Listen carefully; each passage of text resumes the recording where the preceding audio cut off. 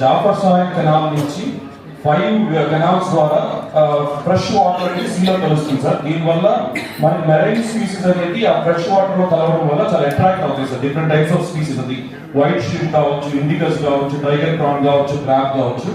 So ఇక్కడ last 20 years గా silt deposition వల్ల ఎటువంటి ఫిషింగ్ యాక్టివిటీస్ చాలా తగ్గిపోవడం వల్ల, ఎందుకంటే ఈ రోజు అక్కడ నీళ్ళు అనేది 3 feet 4 feet వాటర్ మాత్రమే ఉంటుంది.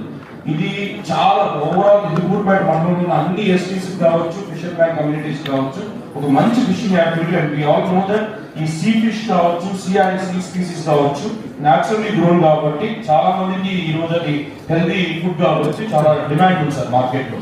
ఈ రోజు కొంచెం సర్వే చేసి డీసిల్టేషన్ డిపాజిషన్స్ మనం కొద్దిగా తీయగలిగితే అదొక మంచి జీవనోపాధి అనేది ఎస్టీస్ కి ఎస్పెషల్లీ చల్లయాన వాళ్ళకి ఒక మంచి ఉపాధి అవకాశం కల్పించి వాళ్ళకి లైవ్లీహుడ్స్ అనేది చాలా ఇంప్రూవ్ అవుతాయి సార్.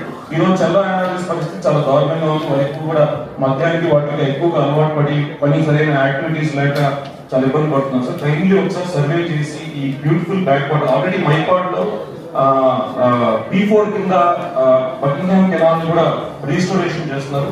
ఈ పల్లిపాలెం విలేజ్ లో 2021 లో ఒక బ్రిడ్జ్ అనేది కూలిపోవడం జరిగింది సార్ మనకి వచ్చిన తుఫాన్ వల్ల. మనకి అప్పటి నుంచి కూడా దాన్ని ఈ రోజు వరకు రీస్టోర్ చేయలేదు సార్. బ్రిడ్జ్ ని కూడా చాలా ఇబ్బంది పడుతున్నారు సార్. బరియల్ గ్రౌండ్ కూడా అవుతుంది యాక్చువల్గా పల్లిపాలెం విలేజ్ కి అవుతుంది. ఈ రోజు బరియల్ గ్రౌండ్ కి వెళ్ళాలన్నా కూడా పూర్తిగా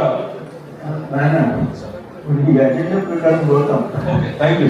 Everyone is organized. Sure, sir. Next item.